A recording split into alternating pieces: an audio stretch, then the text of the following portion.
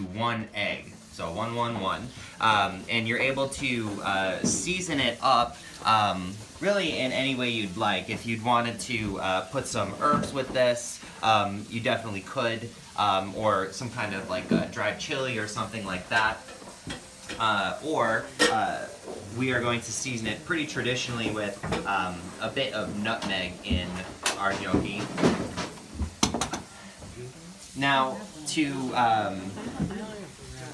get this done, we really want to be working with, we give them a few minutes to cool down just so we can handle them, but we want to work with them when they're pretty fresh out of the oven, okay? And we can use our towels here to give us a little bit of an assist in peeling away the skins from the potatoes. If you wait too long to pull these potatoes away, then they'll end up getting kind of gummy. And the gnocchi will in turn be not very light, not very pleasant. Our ricer to help us out. And this is going to help us not agitate the potato too much. If we start agitating it, it's going to encourage the starch, which is going to then make it kind of gummy and weird. If you don't have one of these things, a ricer, you can use a food mill. If you don't have a food mill, you can use the coarse grind on a box grater, so the big holes on a box grater. And you'll get pretty similar results. So these guys are just going to get pushed potato and a cup of flour. We're going to have 1 egg in here, and no shells. So how many pounds of potatoes do you have? 6? Yeah, 6 pounds so of you have potatoes. 6 eggs and 6 cups of flour. Correct. Okay. And how much salt? We're gonna put about like 2-ish teaspoons, 2 to 3 teaspoons of flour in here, or excuse me, of salt in here. And some pepper. And how much nutmeg? So it's for the recipe I send you. It's gonna be for this. It's gonna be about half a teaspoon, but we're gonna use about a quarter or like 1/8 of a teaspoon in the recipe.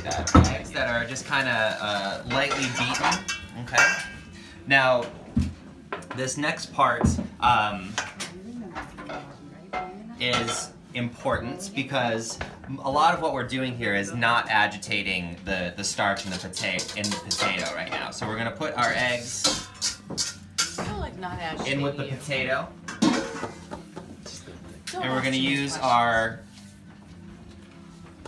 rubber spatula just to stir everything up and start combining them.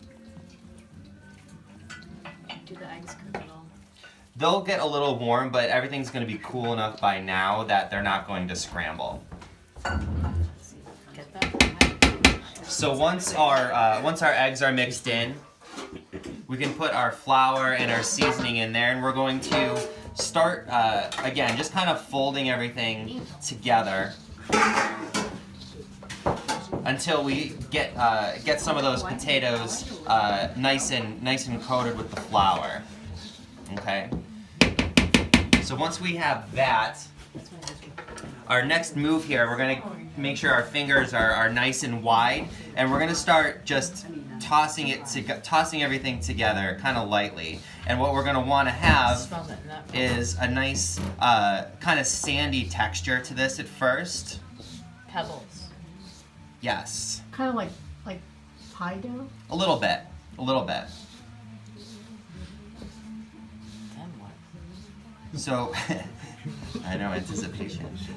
So once we have this stage here, then we're gonna start kneading our dough together. Okay, so we're gonna I'll get it started here, but I'll have one of you come up and help me finish this. But we are going to grab this basically from the top part of the bowl, bring it towards us, and move it with our fingers, and then we're gonna turn 90 degrees. Okay, and we're gonna repeat that until this dough starts to come together. Is that like 20 times, you think? Or?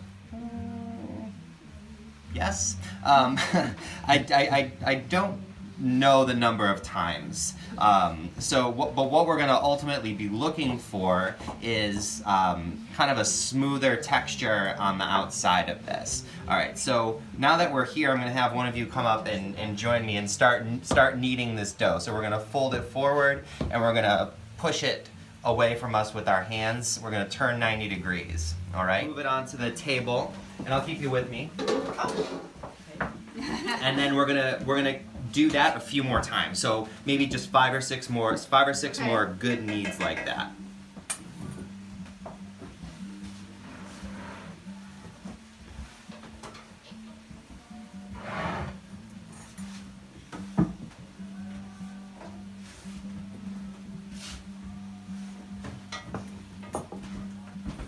On the outside, and we don't want to agitate it too much. We don't want that same pasta texture because otherwise we're gonna get a really tough dumpling in the end.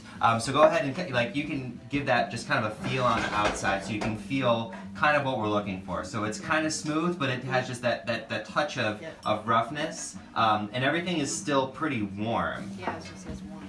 Thank you. And then is it kind of sticky? Danielle, can you grab that board, please? You need the It board? is a little bit sticky on the inside, so if you feel this side, you're gonna feel that it's still moist on the inside. Now we shouldn't need too much extra flour on the board for this. If you do, you might want to. You're just gonna have to add a little bit more flour into it. So this is kind of the what we're looking for as far as yeah. I don't want to say ideal because there's someone out there who's gonna argue with me about it. But for me, this is kind of how I maybe not, but for me this is what I like out of the gnocchi dough.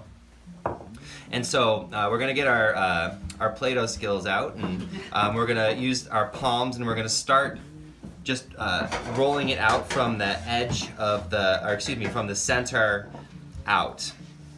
And once we get a piece that's about that thick, 3/4 or a 1/2 inch thick or so, we can go along and cut our gnocchi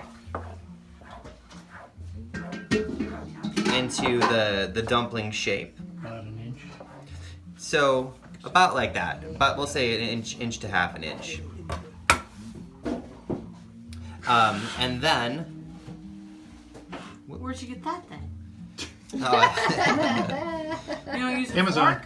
you can use a fork, or you can use this little guy. It'll give you that shape and some little grooves on the dumplings. Is that like from Italy? This one is from the kitchen store in Acton. Oh, There you go. There you go. Pretty close. But the I like concept that might place be too. Yes. Fork, you can roll it up the fork in that same way, or at some restaurants they just wanted me to give them a little press if they were going a little more rustic, but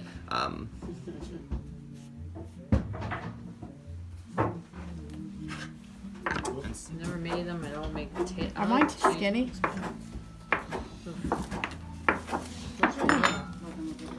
Cut this in half. Look how little they are. That's I great. know, I feel like gnocchi's supposed to be. exactly, and so you'll end up with gnocchi that just kind of fall apart. So a friend of mine does regatta.